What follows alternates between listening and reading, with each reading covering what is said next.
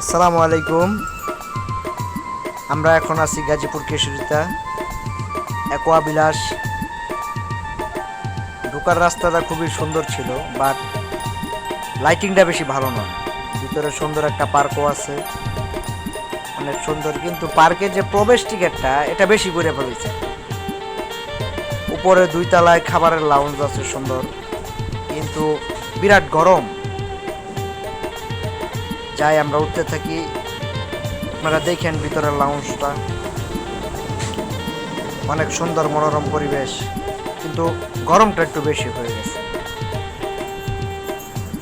এই যে আমরা এখন ছাদের উপরে লাইটের সাথে কিছু ছবি তুলছি, একবারে চাঁদের মতো দেখা যায়।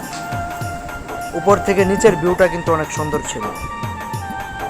রাতের আকাশে চাঁদও জল করছিল, তবে উপরের লাইটিংটা একটু ঠিক করে করা উচিত ছিল। ছাদের কি ছোট ছোট লাইট দিছে, এরকম কিছু বোঝাও যায় না।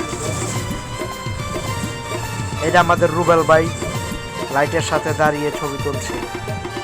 এখন আমরা চলে যাচ্ছি। আমি রিয়াদ খান।